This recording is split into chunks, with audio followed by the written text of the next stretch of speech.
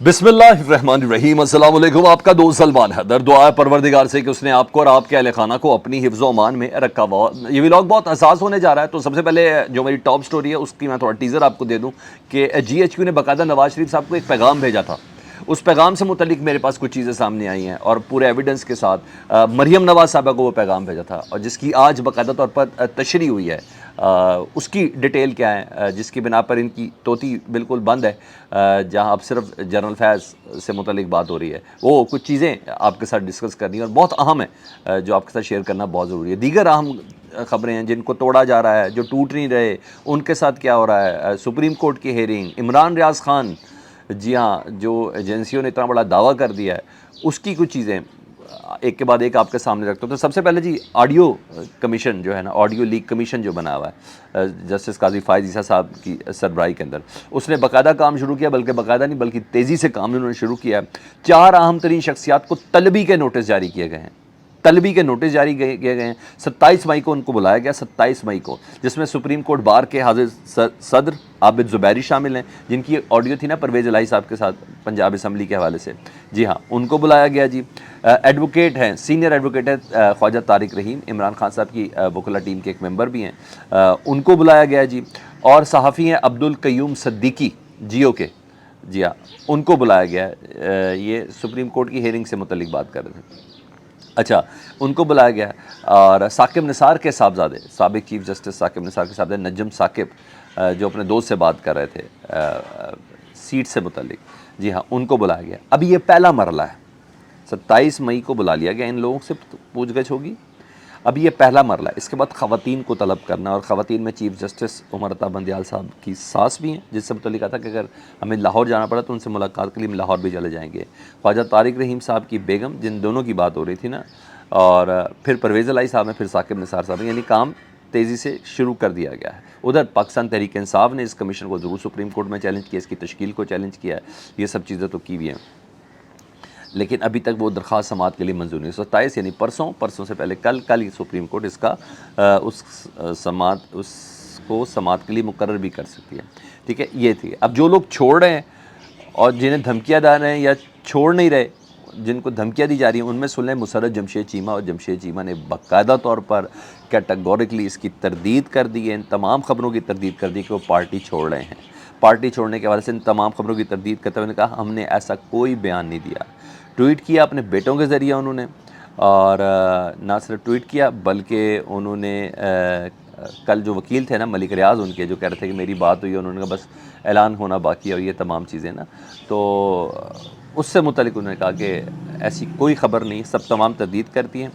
कहती हैं कि 9 मई के वाक़यात पर रंजीदा हैं, PTI हमेशा पुरअमन रही है, बतौर तर्जुमान चेयरमैन यानी पाकिस्तान तहरीक इंसाफ के जलाओ घरा का कोई हुक्म नहीं दिया।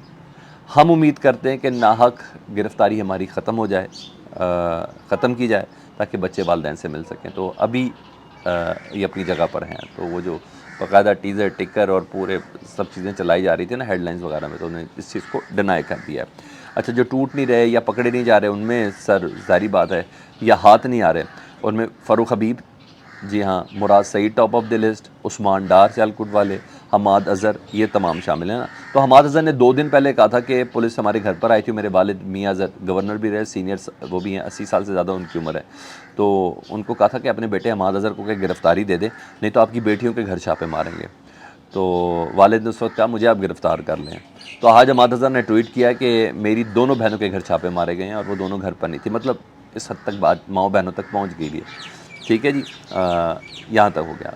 असद कैसर अपनी ज़मानत के हवाले से वो गए तो इस्लामाबाद हाई कोर्ट में ना, तो जस्टिस अरबाब मोहम्मद ताहिर ने असद कैसर के वकील से कहा, असद कैसर खुद तो नहीं थे, उनके वकील से कहा क्या असद कैसर का अभी कोई प्रेस कॉन्फ्रेंस करने का मूड नहीं बना। ये जस्टिस कह रहे हैं इस्लामाबाद हाई कोर्ट के कि क्या असद कैसर का अभी तक प्रेस कॉन्फ्रेंस करने का मूड नहीं बना। भाई एक प्रेस कॉन्फ्रेंस करें और मामला ख़त्म करें। मतलब अदालत को भी पता है कि पार्टी के ख़िलाफ़ इंतकामी कार्रवाई हो रही है, कि आप हमसे ऊपर भी कोई मामला चल रहा है, आप प्रेस कॉन्फ्रेंस करें, अपना मामला ख़त्म करें, आज़ादी से फिरते नहीं, किसी किस्म का कोई मामला नहीं। उधर परवेज़ इलाही साहब भी कैंडे में नहीं आ रहे, अच्छा ज़्यादा उम्र के ना, तो इसलिए تو حالانکہ ساتھی سوتی سارے ان کے چھوڑ گئے ہیں. تو آج ان کی فیلڈنگ لگائی گئی تھی. آج انہوں نے ضمانت کے لیے اپلائی کرنا تھا, دوبارہ کنفرم کرنے کے لیے پیش ہونا تھا جی اینٹی کرپشن عدالت میں, اور مگر ان کو پتہ چل گیا جی جس حساب سے ان کی فیلڈنگ لگائی تھی اینٹی کرپشن عدالت میں جی توسیع کے لیے آنا تھا ضمانت کی. تو لیڈ فورس, پولیس کی گاڑیاں, یہ ساری چیزیں بڑی غیر معمولی تھے. تو اندازہ ہو گیا کہ بھائی آج مجھے انہوں نے اٹھا لے ہے. اب کسی کے چھبے کی بات بھی نہیں, اٹھا لیا انہوں نے پرویز الہی صاحب کو, صدر جو ہیں پارٹی کے, اور پھر ایک عدد پریس کانفرنس کروانی ہے. تو حاضری معافی کی درخواست انہوں نے بھجوا دی کہ جی میرے سینے میں تکلیف ہے, اور وہی ہوا جس کا ڈر تھا, عدالت نے ضمانت خارج کر دی. یعنی سب چیزیں پرویز الہی صاحب کا بھی کوئی نیٹ ورک ہوگا نا, تو اب وہ لاہور ہائی کورٹ سے جا کے ضمانت لیں گے. تو بھائی اس طریقے سے کام چل رہا ہے. اب آج یوم تکریم شہداء کی تقریب تھی, اور میں نے اس دن کو منانا ہم سب پر فرض ہے, بلکہ واجب ہے کہ ہم اپنے شہداء کی عزت و تکریم کا خیال رکھیں. اور جس طریقے سے ہم نے پچھلے دنوں میں کچھ شرپسند عناصر نے تکلیف دی شہداء کی فیملیز کو, ان کی یادگاریں, ان کے مونومنٹس کو نقصان پہنچا کے, تو وہ کرنا چاہیے. تو آج مرکزی تقریب تھی جی ایچ کیو میں, جس میں آرمی چیف خود تھے. باقی ساری چیزیں روٹین کے تحت ہوئیں. بالکل ایسا ہوا جی یادگار شہداء پہ پھول بھی چڑھائے گئے. مگر ہاں غیر معمولی چیز کیا تھی؟ وہ غیر معمولی چیز یہ تھی کہ general Asim Munir army chief کے ساتھ جنرل باجوہ بیٹھے ہوئے تھے. بالکل ساتھ جنرل باجوہ, سابق آرمی چیف جنرل باجوہ بیٹھے تھے, قمر جاوید باجوہ صاحب. بڑا سٹرونگ پیغام ہے یہ سٹرونگ پیغام عمران خان سمیت مجھے لگتا ہے کہ تمام سیاستدانوں کو ہے. اور یہ اتنی بڑی بات نہیں ہے. سابق جنرلز ہوتے ہیں, سابق آرمی اور ریٹائرڈ افسران, یہی کہا جاتا ہے شہداء کی فیملی اور غازیوں کی فیملی اور ریٹائرڈ حاضر سروس اور ریٹائرڈ افسران, یہ ہوتا ہے. مگر سٹنگ ارینجمنٹ آرمی چیف کے بالکل ساتھ رکھنا اور رکھی گئی, یہ غیر معمولی ہے. یہ پہلے نہیں دیکھا, یہ غیر معمولی چیز تھی.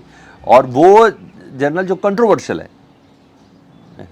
جس پہ بڑے سخت الزام ہیں, وہ خود بھی بتا چکے کہ میں نے یہ کیا لیکن اب ہم صحیح ہو گیا, اور یہ سب چیزیں. اور پھر آج کل تو خیر بہت ہی زیر بحث ہے نا. تو یہ بات بتا رہی ہے جج سرکٹ کا ساتھ کہ ہم ایک ہیں, ٹھیک ہے, اور بہت قریب بھی ہیں. یعنی فوج بتا رہی ہے کہ ہم جنرل باجوہ صاحب کے بہت ایک بھی ہیں ان کے ساتھ, اور بالکل قریب بھی ہیں. اور بتایا بھی کہ جنرل باجوہ غدار نہیں ہیں, یہ ہمارے ساتھ بیٹھے ہوئے ہیں. اور یہ بھی بتایا گیا کہ باجوہ پر حملہ فوج پر حملہ ہے. اور یہی میسج نا میرا خیال ہے اگر سیاستدانوں کو سمجھ آ جائے نا کہ یہ ایسے سر جوڑ کے بیٹھتے ہیں, تو آپ لوگ بھی ایک دوسرے کے ساتھ ذرا ایسے بیٹھے تو بڑا مناسب ہوگا. لیکن بہرحال انہوں نے یہ بتایا, سمجھنی چاہیے. اور میں آپ کو بتاؤں یہی میسج نواز شریف کو لندن میں پہنچایا گیا تھا جی ایچ کیو کی طرف سے پہلے, اور یہی میسج مریم نواز صاحبہ کو پہنچایا گیا تھا پہلے. خبردار جنرل باجوہ سے متعلق ایک لفظ نہیں نکالنا, نہیں تو کوشچن مارک.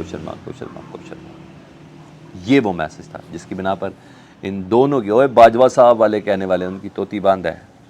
اب صرف جنرل فیض کی بھی کہیں سے پرمیشن ہے تو وہ بول رہے ہیں.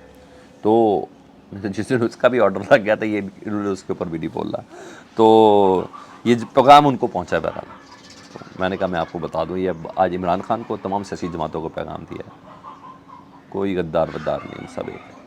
میرا خیال لاؤڈ اینڈ کلیئر میسج پہنچا ہے یوم تکریم شہداء پر, ٹھیک ہے جی. تو ان کی تکریم بھی اتنی واجب ہے جتنی جنرل عاصم منیر صاحب کی واجب ہے, یہ کہا گیا, ٹھیک ہے. تو اس کو اپنے ذہن کے اندر رکھنا ہے, نیکسٹ ٹائم اپنی زبان چلاتے ہوئے بہت زیادہ دھیان کرنی. آگے سن لیں جی. عمران ریاض کیس کی سماعت جی مجموعی طور پر عدالت منطق کے ساتھ, مصلحت کے ساتھ چلتی ہوئی نظر آئی, لیکن مجھے تھوڑی بے بس بھی نظر آئی. آئی جی کو بلایا تھا, آئی جی بھی پیش نہیں ہوئے. پوچھا کہاں ہے آئی جی, جی گجرانوالہ میں یوم تکریم شہداء کی ایک محفل ہے, اس کے پاس گئے ہوئے ہیں. عدالت نے کہا اچھا پھر ایسی بات ہے آپ یہ کہہ رہے ہیں. عدالت کو سمجھ آئی کہ بہانہ لگا رہے ہیں آئی جی ڈاکٹر عثمان. انہوں نے کہا ان کا شیڈول بھیجیں, آج کا روسٹر بھیجیں, کہاں جانا ہے انہوں نے. تو بہرحال ڈی آئی جی لیگل کہتے ہیں کہ ہم نے ملٹری انٹیلیجنس ایم آئی اور آئی ایس آئی, ہم نے دونوں سے رابطہ کیا, اور دونوں نے, ایم آئی نے بھی کہا اور آئی ایس آئی نے بھی کہا ہے کہ عمران ریاض خان سے متعلق انکار کیا کہ وہ ہمارے پاس نہیں ہے. یعنی ایم آئی پاکستان کی ٹاپ ایجنسی اور I S I top agency, دونوں نے کہا عمران ریاض خان ہمارے پاس نہیں ہے. پھر چیف جسٹس نے کہا اچھا یہ دونوں ایجنسیز تو یہ کہہ رہی ہیں, لیکن مجھے یہ بتائیں, ڈی آئی جی لیگل کو بولا کہ ہم نے آپ سے یہ پوچھا ہے کہ ان کو کس نے گرفتار کیا؟ ہم نے تو ایک بار بھی نہیں کہا کہ کس نے گرفتار کیا. ہم تو یہ کہہ رہے ہیں کہ عمران ریاض خان کو ریکور کر کے دیں. یہ تو آپ نے اپنی طرف سے کیا ہے. مطلب عدالت یہاں تک پردہ رکھنا چاہتی ہے, پولیس کا, اداروں کا, کہ ہم یہ کرنا چاہتے ہیں. تو بہرحال آج حکم دیا کہ جی وکلا کی ٹیم جو ہے وہ پولیس کے ساتھ بیٹھے. وکلا کی ٹیم نے ثبوت دینے نا سارے جو ان کے پاس یو ایس بی کے اندر ہے. تو آج وکلا کی ٹیم جو ہے وہ پولیس سے ملے گی اور ان کو ثبوت دے گی اور آئینہ بھی دکھائے گی. فیڈ بیک سے متعلق ضرور آگاہ کیجیے گا. چینل دیکھ رہے ہیں اور سبسکرائب نہیں کیا تو سبسکرائب کر دیں, اس کے لیے بٹن دبا دیں اور بیل آئیکن دبا دیں گے تو آنے والے وقت میں بھی رابطہ بحال رہے گا. اللہم صلی علی محمد و علی محمد.